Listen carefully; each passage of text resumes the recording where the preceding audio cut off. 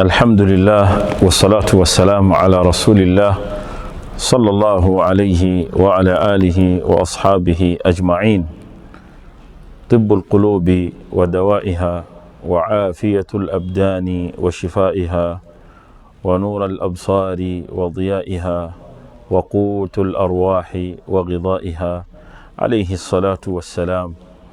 abalungi abatulaba oluvannyuma lw'okutendereza ku Allah subhanahu wa ta'ala ate n'okumusaba takendeeza nga bwe yasalawo okusaasira nabbi waffe Muhammad sallallahu alayhi wa sallama, naffe Allah subhanahu wa ta'ala tumusaba tusaasire olusaasiro olw'olugenderero mukama waffe nabbi waffe Muhammad sallallahu alayhi wa sallama, omusomesa waffe omulungi, omusomesa wa umma eno ku nsonga zonna. Omulungi atulaba nga tugenda mu mwezi guno era nga entandikwa yagwo mugiraba. Allah subhanahu wa ta'ala yatuma nabbi waffe Muhammad sallallahu alayhi wa sallam abe ne byatutegeeza tusobole okubeera nga tuli beeteefuteefu okulwanirira empeera enzijuvu mu buli kyonna omwana Adamu kyakola. Omaze emyezi 8 ng'ojja okola ebirungi, osabe Allah jalla jalaaluhu akkirize ebirungi bye byokoze emyezi egyo 8, ate Allah akusaasire omwezi guno gwa Ramadan gukubeerera omwezi omulungi ogwongera ku mizaani yo ku birungi byokoze emyezi egyo 8 paka mwezi guno gw'omwenda. Muddu wa Allah nga bw'okoze ebirungi oseeredde emyezi 8, olina ebiseeredde, olina naawe byotunuulira n'ogaa nti mbutuufu nsaba Katonda kunsonyiwa. Emyezi 8 ng'ojja oseerera, emyezi 8 miyitirivu, era ekisero ky'ebyo byoseereddemu bwe bakikutikka oyinza obutaagala kukyetikka yadde okukyolesa. Kati Allah subhanahu wa ta'ala akusaasidde ekisero ekyo akyakyambaziza olugoye, teri akimanyi okuggyako gwe nannyini kyo. Ne Allah subhanahu wa ta'ala n'abo bamalayika abazze bakuwandiikira ebirungi byonna byokoze mu myezi egyo, ne okuseerera kwoseeredde mu myezi egyo. Kaakati Allah subhanahu wa ta'ala oli omu ku baasaasidde omwezi guno ogwa Ramadan n'ogutandika ne gukusangawo. Muddu wa Allah bwe guba gukusanzeewo toyina garanti nti gugenda kulekawo, naye okusangawo obusanzi kyengera kinene nnyo gy'oli gwe asangiddwawo omwezi guno gwa Ramadan, naddala oyo akakasa nti musobya mu maaso ga Allah subhanahu wa ta'ala. Omwezi guno obulungi bwagwo buyitirivu. Abi Hurayra radiyallahu ta'ala anhu, sahaba wa nabbi Muhammad sallallahu alayhi wa sallam, ayogera hadithi empitirivu ennyo. Yayogera ebigambo bino, ojja kubisanga mu Sahih Bukhari ng'atugamba nti owekitiibwa nabbi waffe Muhammad sallallahu alayhi wa sallam yagamba nti idha jaa Ramadan, nti bannange omwezi gwa Ramadan bw'okakasanga nti guyingidde, kakasa nti Allah subhanahu wa ta'ala bino abikoze. Yagamba nti idha jaa Ramadan futihat abwabul janna. Ramadan bweyingira bweti emiryango gy'ejjana ya Allah subhanahu wa ta'ala, emiryango gy'ekirabo. Aljannatu jaza, jana kirabo kya Allah subhanahu wa ta'ala kyagenda okugabira abalongoosezza lilladhina ahsanu lhusna, abalongoosezza Allah agenda kubawa ejjana. Bwe kiba nga kyekirabo buli omu ali mu bulamu buno obw'ensi kyaluubirira, nabbi waffe sallallahu alaihi wasallam yatugamba nti omwezi teriyo budde bwogenda kusanga oluvannyuma lwa Ramadan ng'emiryango gy'ejjana gyonna miggule.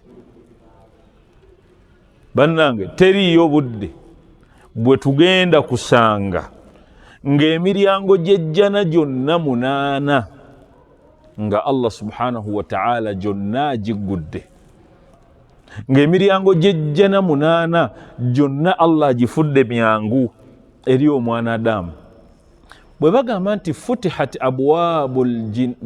abwabul janna, nti emiryango gy'ejjana gigguddwa, njagala tuddeyo tulowooze, tutuule wansi tuwulirize ebigambo bya Nabbi Muhammad sallallahu alaihi wasallam. Emu ku nzivuunula mu hadithi eyo etegeeza nti buli kyonna ekigenda okubeera nti kiyingiza omuntu mu jjana ku mulyango ogw'enjawulo, Allah subhanahu wa ta'ala emitima gyaffe agigonzezza era agifudde myangu okutuukiriza ensonga eyo, kubanga togenda kuyingira mulyango ogwo okujjako nga otuukiriza ekikuyingiza omulyango ogwo. So futihat kitegeeza nti emitima gyaffe, obwongo bwaffe buteeketeekeddwa mu mbeera nga buli alina obusobozi ku kimuyingiza ogumu ku mulyango gw'ejjana, Allah subhanahu wa ta'ala akifudde kyangu nnyo, kiri gy'oli okuyingira ejjana eyo oba gwe okugaana. Ng'owekitiibwa nabbi waffe Muhammad sallallahu alaihi wasallam bwe yatugamba naga nti mwenna kasita obeera ng'oli muntu wa umma ya nabbi Muhammad sallallahu alaihi wasallam, ejjana nnyangu nnyo gy'oli era ogenda kugiyingira. Kullu ummati, abantu b'ekibiina kyange bonna, yadkhuluuna aljanna, Allah subhanahu wa ta'ala ebibayingiza ejjana yabibafuulira byangu. Kullu ummati, abantu b'ekibiina kyange nze nabbi waffe nabbi wammwe Muhammad sallallahu alaihi wasallam, yadkhuluuna aljanna, buli ekinaayingiza omuntu ejjana Allah subhanahu wa ta'ala yakifuula nga kyangu, kigenda kukwanguyira osobole okuyingira ejjana eyo. Walidhalika mweri hadith nabbi sallallahu alaihi wasallam yayogera ekigambo kigamba nti i'malu kullu muyassar lima khulika lah, muyitirize okukola emirimu emirungi ikhlasan lillahi subhanahu wa ta'ala, nga bwe muba mukola emirimu emirungi temugikola nga mugikolera muntu. Tokola mulimu mulungi ng'ogukolera mukwano gwo, tokola mulimu mulungi ng'ogukolera muntu akulabe, tokola mulimu mulungi ng'osuubirayo okusiimibwa atali Allah. Buli lw'onookola omulimu omulungi n'oguteekamu embeera y'okusiimisa atali Allah naye nga mulungi, Allah ng'agukulekera. Ramadani bwebezze, Ramadani ekiseera kya Ramadani kiyingidde nga bwe tukirimu kati, ensonga zonna ezitutwala mu jjana Allah subhanahu wa ta'ala azanguyizza. Allah subhanahu wa ta'ala azifudde nnyangu gye tuli, emiryango gyonna miggule. Salawo mulyango ki gw'oyagala okuyingira, naye emirimu gye tukola nga gitutwala mu jjana giteekwa kubanga gya Allah subhanahu wa ta'ala. Bannange, olina obulungi bw'okola, olina obulungi bwonna bw'okola, kusiibulula basiibi, ekyo kirungi. Kulabirira bawalimu, ekyo kirungi. Abawalimu beetaavu eri ababalabirira mu kisiibo. Omulimu ogwo oguyingiddemu oyagala gukola lillahi subhanahu wa ta'ala ng'ekigendererwa kyo kusiimisa Allah subhanahu wa ta'ala. Mungu bw'aba akuwadde ssente, siibulula, labirira abawalimu, siibulula abantu abeetaavu bangi beetaaga okulabirirwa, beetaaga okusiibulula.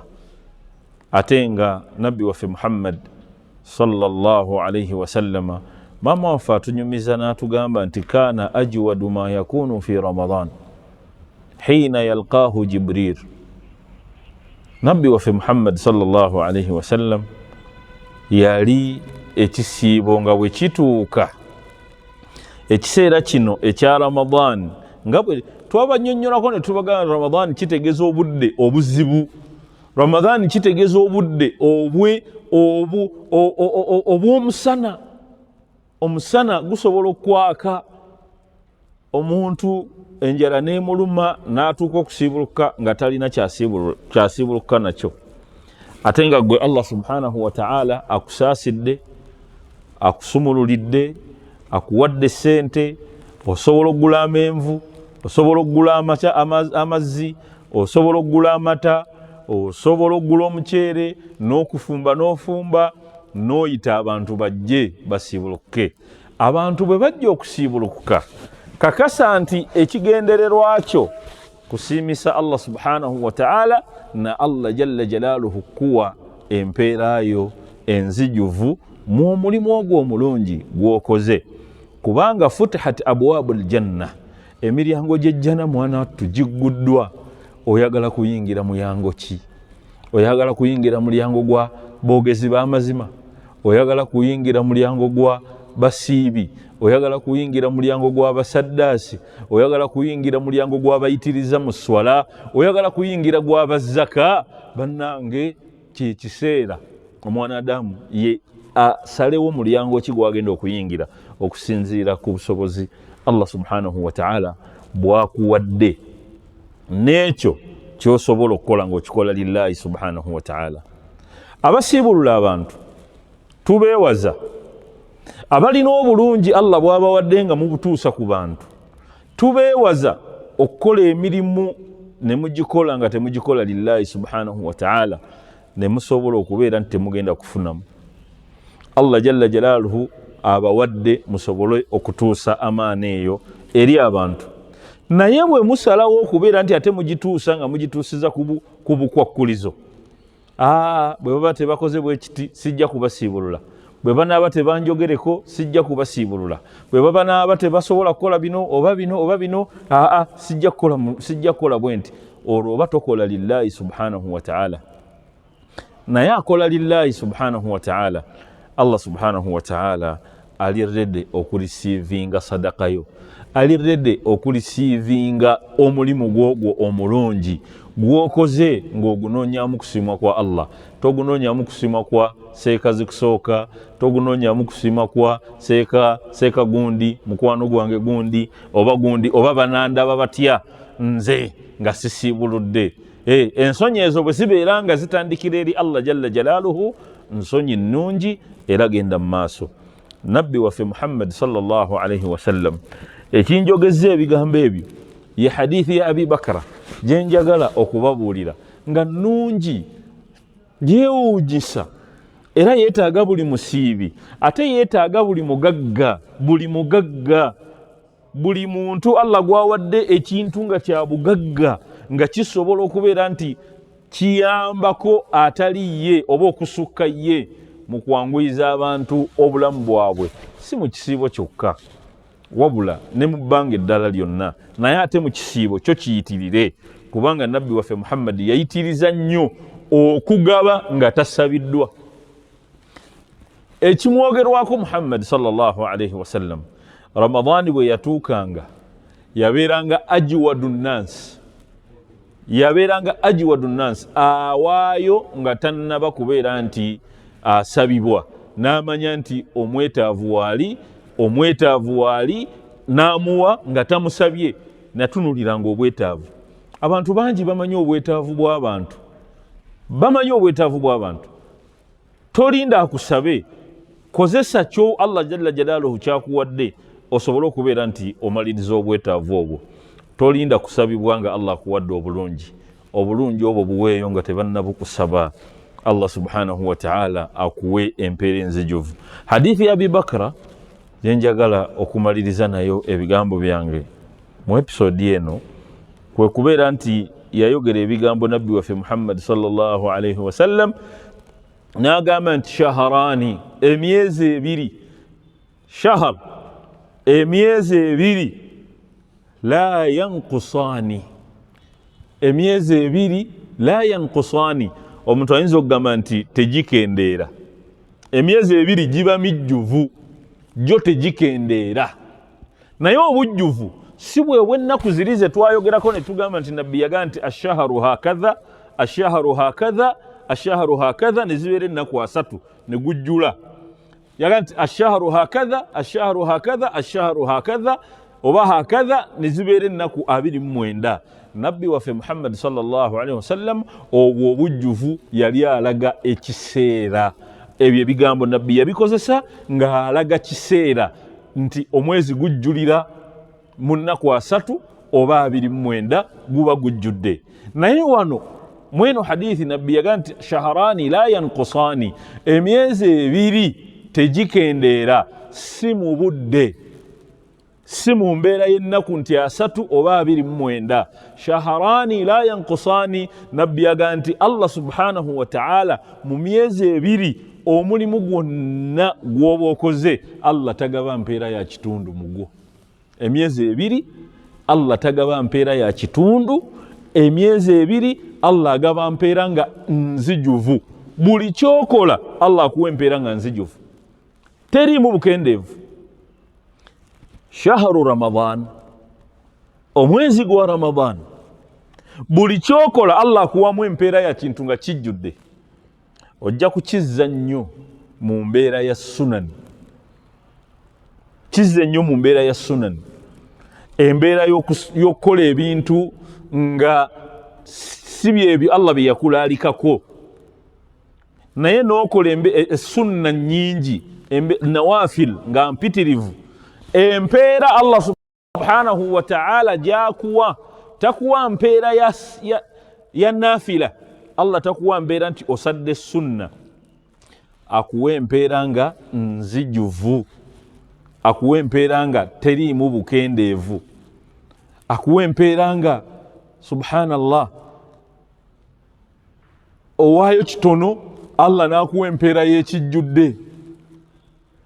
Allah jalla jalaaluhu bwatu bwagamba nabbi waffe Muhammad yatubuulire n'agamba nti Muhammad bagambe nti mu myezi ebiri empeera nga banzijuvu, empeera nga bejjudde. Mu abakola emirimu waliwo lwe bagamba nti bajja kubasasula bwe bati, empeera ne kituuka nga waliwo we batuuka ne baga nti mu liivu eno siba tojja kusasulwa, ne kino tewakikola tojja kusasula. Ne wabeerawo ekiseera we kituuka nga tebatunuulira bukendeevu bwo bw'okozesezza, wabula empeera bo ne bakuwa nzijuvu. Kati Allah subhanahu wa ta'ala mu mwezi gwa Ramadan tatunuulira bukendeevu bwogwo mwanadamu, wabula buli kyokola nga kirungi, ne bw'oba okikoze nga kirina obukendeevu bwonna, Allah subhanahu wa ta'ala empeera alagira bamalayika n'abaga nti mumuwandiikire empeera nga nzijuvu, wadde ng'omulimu gukendedde.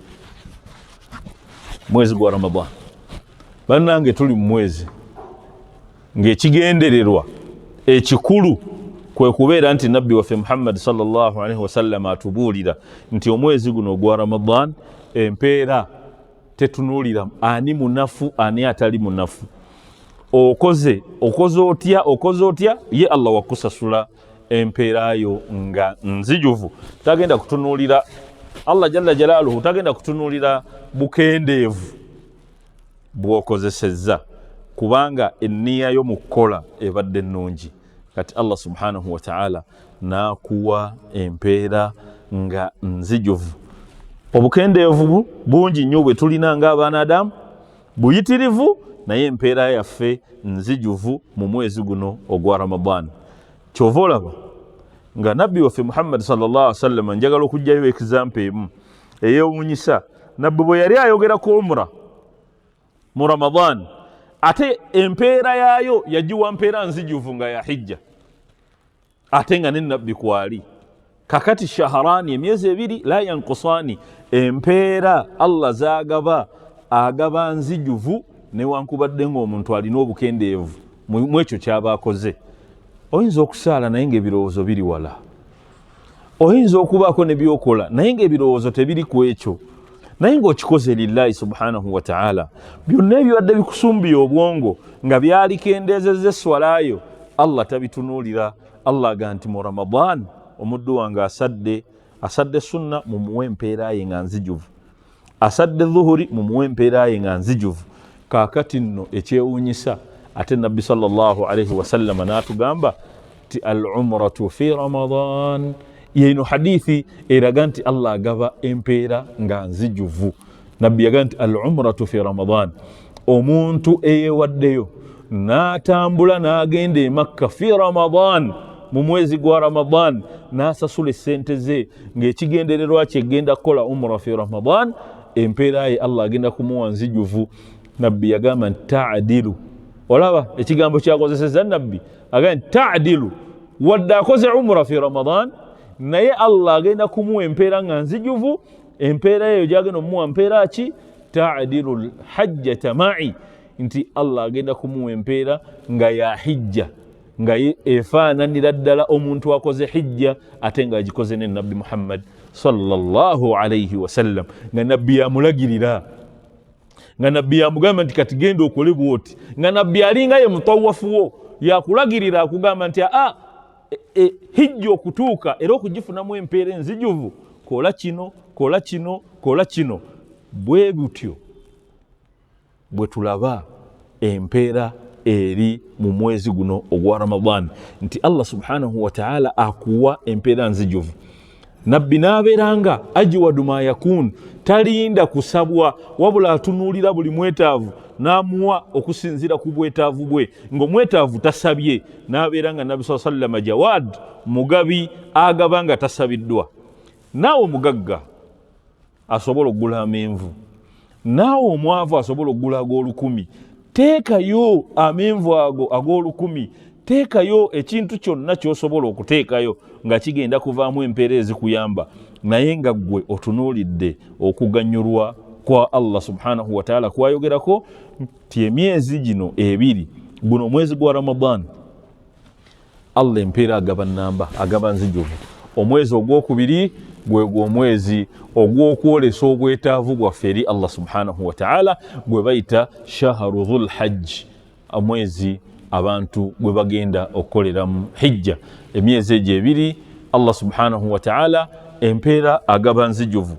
N'olw'ensonga eyo baddu ba Allah abatuwuliriza olwaleero, Ramadani yayingidde, emiryango gy'emirimu emirungi myangu nnyo, abantu beesambye buli kikyamu, bettanidde okubeera nti basanyusa Allah subhanahu wa ta'ala.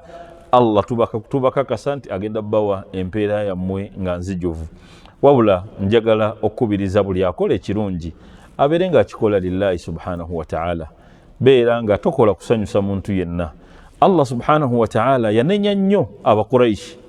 Abantu bwe baba basoma Qur'an seeka balowooza nti Allah subhanahu wa ta'ala yayogera nnyo ku Bakuraishi.